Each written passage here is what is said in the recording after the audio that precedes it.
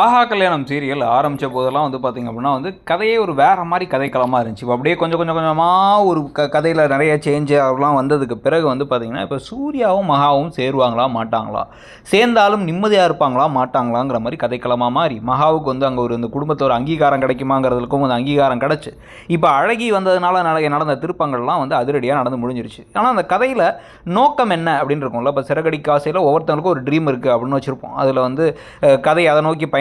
அதே மாதிரி இங்கே வந்து பார்த்திங்க அப்படின்னா வந்து இந்த கதையுடைய முடிவு இல்லை இந்த கதையில் அதுக்கப்புறம் வரக்கூடிய திருப்பங்கள்லாம் வந்து எதை நோக்கி பயணிக்குதுன்னா, ஒரே வீட்டில் இருக்க 3 பசங்களையும் இந்த வீட்டில் இருக்க 3 பொண்ணுங்களும் கல்யாணம் பண்ணிக்கிறது அப்படிங்கிற மாதிரி தான் நடக்கும் போல். முதல்ல வந்து மகாவும் சூர்யாவும் கல்யாணம் பண்ணது நடந்துச்சு. அதுக்கப்புறம் வந்து கௌதமும் ஐஸ்வர்யாவும் கல்யாணம் பண்ணது நடந்துச்சு. அப்படின்னு வந்து பார்த்தா பிரபா விஜயை வந்து ஒரு ஜோடியாகவே கொண்டு வந்துட்டு நடுவில் அனாமிகாவை கொண்டு வந்தாங்க.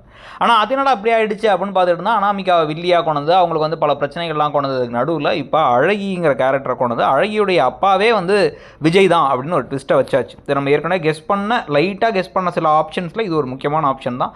அதுக்கேற்ற மாதிரியும் நடந்துருச்சு. இப்போ அதில் தான் வந்து பார்த்திங்க அப்படின்னா வந்து விஜய்க்கு இப்போ ஒரு குழந்தை இருக்குது, அந்த குழந்தைய வந்து ஒரு கூட வச்சுக்க போகிறாரு, என் புள்ள அது அப்படின்னு சொல்கிறத அனாமிகாவில் ஏற்றுக்க முடியாது.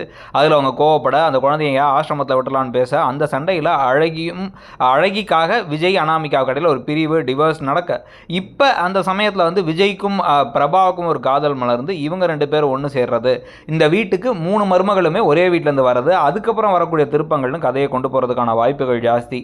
யாரெல்லாம் வந்து அனாமிகாவை கட் பண்ணி விட்டுட்டு விஜய் அண்ட் பிரபா ஜோடி வரதுக்கான வாய்ப்பு அது ஓகே அப்படின்னு தோணுது. இல்லைனா அது ஏங்கிறது நினைக்கிறீங்கிறத சொல்லுங்கள்.